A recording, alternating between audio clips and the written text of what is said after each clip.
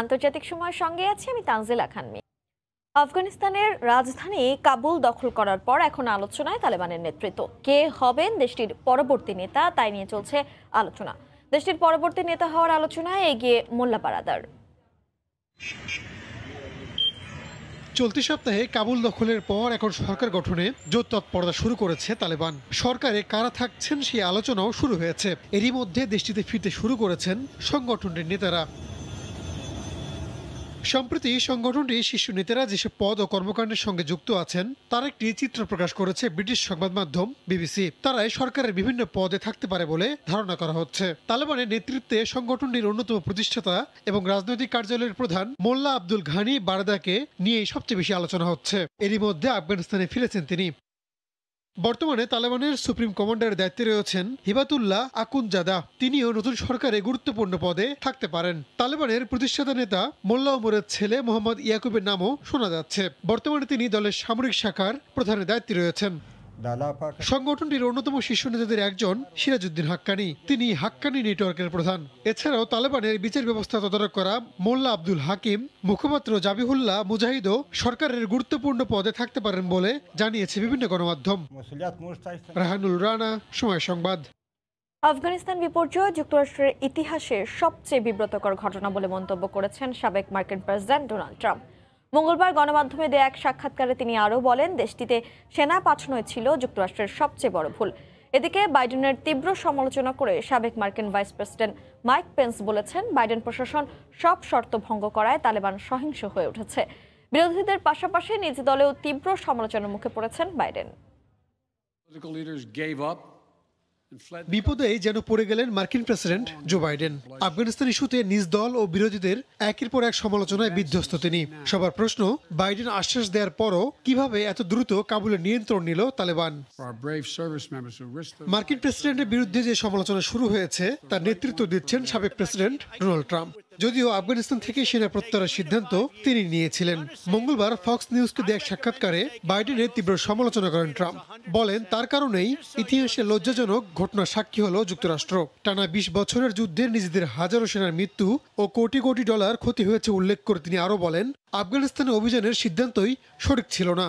তার সুরেই সুর মিলিয়েছেন সাবেক ভাইস প্রেসিডেন্ট মাইক পেন্স। বলেন, ট্রাম্প প্রশাসন তালেবানের সঙ্গে যেসব চুক্তি করেছিল বাইডেন তা ভঙ্গ করায় দেশটিতে আবারও সহিংস হয়ে উঠেছে তালেবান। এই ব্যর্থতার জন্য বাইডেনের অভিশংসনও দাবি করেছেন অনেকে। এদিকে তীব্র সমালোচনার মুখে ছুটি শেষে মঙ্গলবার হোয়াইট হাউসে ফেরেন জো বাইডেন। পরে সংবাদ সম্মেলনে প্রেস সেক্রেটারি জেন সাকি জানান, আপাতত দেশটিতে আটকে পড়াদের নিরাপদে সরিয়ে আনাকেই প্রাধান্য দেওয়া হচ্ছে।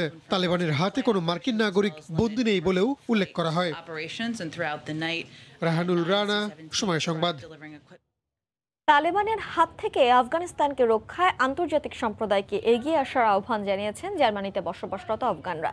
মঙ্গলবার জার্মানির রাজধানীর বার্লিনে পার্লামেন্টের সামনে বিভিন্ন সামাজিক ও সাংস্কৃতিক সংগঠনের ডাকে অনুষ্ঠিত তালেবান বিরোধী বিক্ষোভে অংশ নিয়ে এ আহ্বান জানান তারা।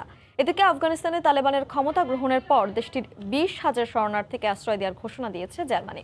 একই সংখ্যক আফগান নাগরিককে আশ্রয় দেওয়ার ঘোষণা দিয়েছে যুক্তরাজ্য। জার্মানি থেকে বিটু বড়ুয়া রিপোর্ট। আফগানিস্তানে তালিবান দখলদারিত্বের প্রতিবাদে সোচ্চার জার্মানিতে বসবাসরত আফগান নাগরিকরা মঙ্গলবার বিকেলে রাজধানী বার্লিনে দেশটির মানবাধিকার নানা সংগঠনের ডাকে তালিবান বিরোধী বিক্ষোভে অংশ নেন কয়েক হাজার মানুষ। বিক্ষোভে আফগানিস্তানের বর্তমান পরিস্থিতির জন্য যুক্তরাষ্ট্র সহ পশ্চিমা বিশ্বকে দায়ী করে এর তীব্র সমালোচনা করেন বিক্ষোভকারীরা। একই সঙ্গে আফগান ইস্যুতে জাতিসংঘের ভূমিকা নিয়েও প্রশ্ন তোলেন তারা। অত্যন্ত দুঃখের সাথে বলতে হয়, আফগানিস্তানের এই অসহায় পরিস্থিতিতে যুক্তরাষ্ট্র ও পশ্চিমা দেশগুলোর নীরব ভূমিকায় আমরা হতাশ। প্রতিবাদ জানানোর ভাষা নেই। আজ আমরা যুদ্ধ বিধ্বস্ত আফগানিস্তানের রাজনৈতিক আশ্রয় প্রত্যাশী কাউকে ফেরত না পাঠানোর আবেদন জানাচ্ছি। শুধু আফগানিস্তান নয়, বিশ্বের সকল যুদ্ধ বিধ্বস্ত দেশের নাগরিকদের রক্ষার আহ্বান জানাচ্ছি। সমাবেশে বক্তারা আরো বলেন, গেল ২০ বছরে পশ্চিমা বিশ্ব আফগানিস্তানকে রক্ষায় নিজস্ব সশস্ত্র বাহিনীকে গড়ে তুলতে চরমভাবে ব্যর্থ হয়েছে। তাই যে কোনো মূল্যে তালেবানের হাত থেকে রক্ষায় আন্তর্জাতিক সম্প্রদায়কে ঐক্যবদ্ধ হওয়ার আহ্বান জানান বিক্ষোভকারীরা। আমরা এখনো আশাবাদী আফগানিস্তানে থাকা সকল নারী শিশুদের রক্ষায় আন্তর্জাতিক বিশ্ব এগিয়ে আসবে। আফগানিস্তানে গেল ৪০ বছর ধরে যুদ্ধ বিধ্বস্ত, কেউই আমাদের রক্ষা করতে পারবে না যদি আমরা শিয়া, সুন্নি, ওহাবি, তাজিকি আর পশতু ঐক্যবদ্ধ না হই। এদিকে আফগানিস্তান থেকে নিজেদের কূটনীতিকদের ফিরিয়ে আনতে শুরু করেছে জার্মানি সহ পশ্চিমা বিভিন্ন দেশ। তবে কূটনীতিকদের ফিরিয়ে আনার পাশাপাশি অন্তত ২০,০০০ আফগান নাগরিককে আশ্রয় দেওয়ার প্রতিশ্রুতি দিয়েছে ম্যার্কেল সরকার। ২০ বছর কেটে গেলেও আফগানিস্তানে পুরোপুরি শান্তি প্রতিষ্ঠায় ব্যর্থ হয়েছে যুক্তরাষ্ট্র সহ পশ্চিমা মিত্ররা। তাই তালেবানদের কারণে এই মুহূর্তে আফগানিস্তানে যদি কোনো রকম মানবিক বিপর্যয় ঘটে তাহলে তার কারণেই যুক্তরাষ্ট্র সহ পশ্চিমা বিশ্বই দায়ী থাকবে বলছে বিক্ষোভে অংশ নেয়া সকলেই। জার্মানি থেকে বিটু বড়ুয়া, সময় সংবাদ। করোনা টিকার দ্বিতীয় ডোজ দিতে বিএনপি চেয়ারপারসন বেগম খালেদা জিয়াকে রাজধানীর শেখ রাসেল গ্যাস্ট্রো-লিভার হাসপাতালে আনা হয়েছে। এই মুহূর্তে সেখানে আছেন রিপোর্টার আহমেদ সালেহিন। সরাসরি চলে যাচ্ছে তার কাছে। সালেহিন,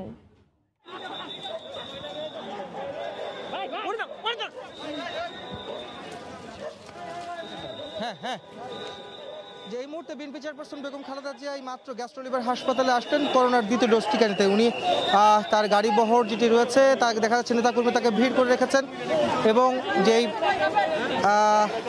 এই মুহূর্তে বিএনপি চেয়ারপারসন বেগম খালেদা জিয়া ঢোকার পরপরই নেতাকর্মীরা কিন্তু এই ভিতরে প্রবেশ করেছেন এবং একটি বিশৃঙ্খল একটি অবস্থা তৈরি হয়েছে। সব মিলিয়ে যদি বলা যায় যে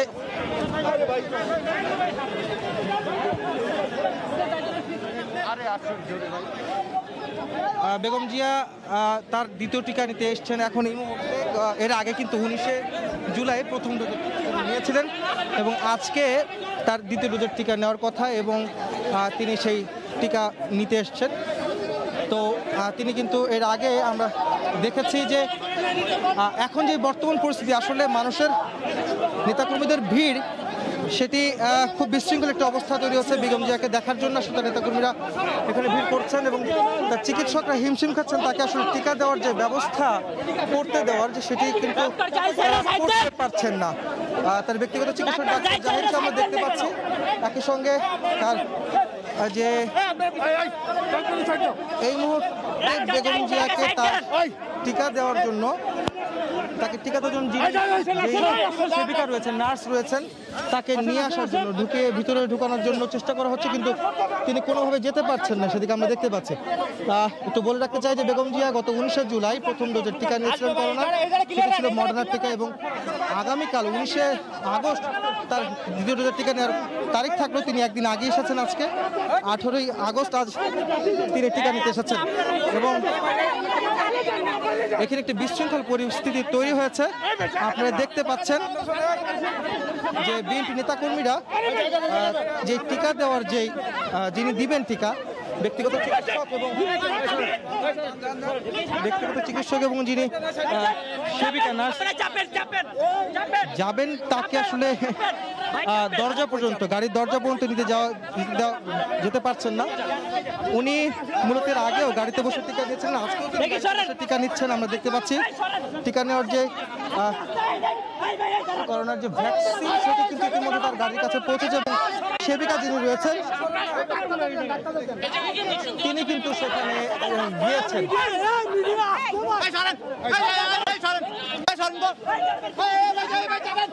একটি বিশৃঙ্খল অবস্থা তৈরি করেছে বিএনপির কর্মীরা, যারা বেগম জিয়াকে দেখতে এসেছেন। মূলত তাদের কারণে আসলে টিকা দিতে তার দেরি হচ্ছে এবং হিমশিম খেতে হচ্ছে ব্যক্তিগত চিকিৎসক যারা রয়েছে।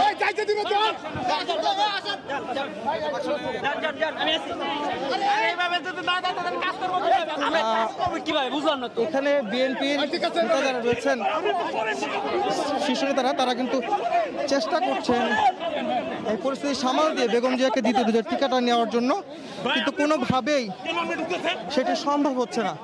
আমরা দেখছি যে এখানে প্রচুর সংখ্যক নেতাকর্মী ঢুকে গেছে। এখানে আইন শৃঙ্খলা রক্ষাকারী বাহিনী যারা ছিলেন তারা চেষ্টা করেছিলেন এই পরিস্থিতি নিয়ন্ত্রণে আনার, কিন্তু তিনি কিন্তু তারা নিতে পারেনি। সব মিলে বলা যায় যে বেগম জিয়া গত 10 এপ্রিল করোনায় আক্রান্ত হয়েছিলেন এবং 27 এপ্রিল তিনি রাজধানীর বসুন্ধরায় এভারকেয়ার হাসপাতালে তিনি ভর্তি হয়েছিলেন করোনা পরবর্তী জটিলতা নিয়ে, এবং করোনার সংক্রমণের কারণে তার ফুসফুসে পানি এসেছিল।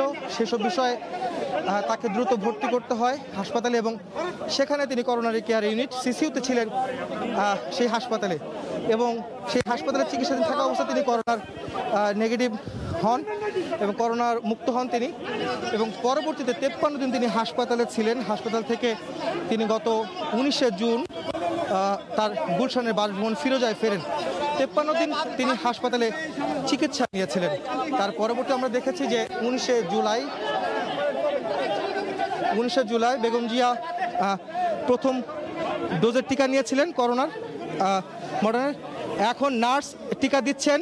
আমরা দেখতে পাচ্ছি যে বেগম জিয়াকে গ্যাস্ট্রো লিভার হাসপাতালের একজন নার্স তাকে টিকা দিচ্ছেন, দ্বিতীয় ডোজের টিকা, এবং তিনি প্রথম টিকা কিন্তু 19 জুলাই নিয়েছিলেন, এবং আজকে 29 দিন পর, অর্থাৎ প্রথম ধাপে যে টিকাটি 28 দিন পরে নিতে হয়, দ্বিতীয় ধাপের টিকা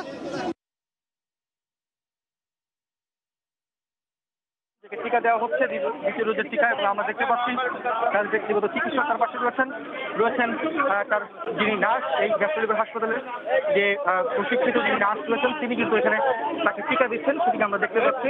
এবং এখানে করোনা টিকার দ্বিতীয় ডোজ দিচ্ছিলেন বিএনপি চেয়ারপারসন বেগম খালেদা জিয়া রাজধানীর শেখ রাসেল গ্যাস্ট্রো লিভার হাসপাতালে। আমরা এতক্ষণ সরাসরি সেখানে ছিলাম, সহকর্মী আহমেদ সালিহিন যারা ছিলেন বিস্তারিত। আন্তর্জাতিক সময় আরও থাকছে। করোনা মহামারীতে বাংলাদেশিরা যেতে না পারায় ধুঁকছে কলকাতার পর্যটন খাত। অলস সময় পার করছেন ব্যবসায়ীরা, ব্যাপক আর্থিক ক্ষতি। করোনা ভাইরাসে আক্রান্ত এবং মৃত্যুতে বিশ্বের দেশগুলোর মধ্যে সবার উপরে থাকা যুক্তরাষ্ট্রের সংক্রমণের নতুন ঊর্ধ্বগতি উদ্বেগ বাড়াচ্ছে দেশটির স্বাস্থ্য কর্মকর্তাদের। গেল এক সপ্তাহ ধরেই প্রতিদিন বিশ্বে শনাক্তের শীর্ষে রয়েছে দেশটি। 24 ঘন্টায় দেশটিতে আক্রান্ত হয়েছে 1,37,000-এর বেশি। এদিকে নিউজিল্যান্ডে 6 মাস পর প্রথম একজনের করোনা শনাক্ত হওয়ার পর দেশজুড়ে লকডাউন ঘোষণা করেছেন প্রধানমন্ত্রী জেসিন্ডা আর্ডার্ন। মহামারী করোনার ধাক্কা সামলাতে এখনও হিমশিম খাচ্ছে সারা বিশ্ব। নতুন নতুন ভ্যারিয়েন্টের কাছে ধরাশায়ী ক্ষমতাধর রাষ্ট্রগুলো। পৃথিবী জুড়ে টিকা কার্যক্রম চললেও থামছে না সংক্রমণ, কমছে না মৃত্যুহার। প্রতিদিন আক্রান্ত ও মৃত্যুতে সবাইকে ছাড়িয়ে তালিকার ওপরে অবস্থান করছে যুক্তরাষ্ট্র। দেশটির মোট জনসংখ্যার 50% বেশি মানুষকে ভ্যাকসিনের আওতায় আনা হলেও ডেল্টা ভ্যারিয়েন্টের কারণে সংক্রমণ নিয়ন্ত্রণে আনা যাচ্ছে না। এরই মধ্যে ভ্যাকসিনের বুস্টার ডোজ দেওয়ার কার্যক্রম শুরু করতে যাচ্ছে তারা। নিউজিল্যান্ডে 6 মাসে প্রথম একজনের শরীরে করোনা শনাক্ত হওয়ার পর দেশজুড়ে লকডাউন ঘোষণা করেছেন প্রধানমন্ত্রী জেসিন্ডা আর্ডার্ন। করোনা ভাইরাসের অতি সংক্রামক ডেল্টা ধরনের সংক্রমণ ঘটেছে বলে জানিয়েছে দেশটির কর্তৃপক্ষ। পার্শ্ববর্তী দেশ অস্ট্রেলিয়া থেকে এ সংক্রমণ ঘটেছে বলেও নিশ্চিত করেন তারা। ভাইরাসের জিনোম সিকোয়েন্স রিপোর্ট বলছে আমরা ডেল্টা ভ্যারিয়েন্টের সাথে লড়ছি। অস্ট্রেলিয়া নিউ সাউথ ওয়েলস থেকেই এই ধরনটি এসেছে। ভারতেও ফের বাড়ছে করোনা সংক্রমণ। 24 ঘন্টায় দেশটিতে আক্রান্ত হয়েছেন 35,000-এর বেশি মানুষ, যা আগের দিনের তুলনায় 40% বেশি। তবে দেশটিতে সুস্থতার হারও বাড়ছে। করোনার তৃতীয় ঢেউ রুখতে টিকা প্রয়োগের গতি বাড়াতে বদ্ধপরিকর দেশটির কেন্দ্রীয় সরকার। অস্ট্রেলিয়াতেও বেড়ে চলেছে সংক্রমণ। 24 ঘন্টায় দেশটির নিউ সাউথ ওয়েলসে রেকর্ড 633 জনের দেহে করোনা শনাক্ত হয়েছে।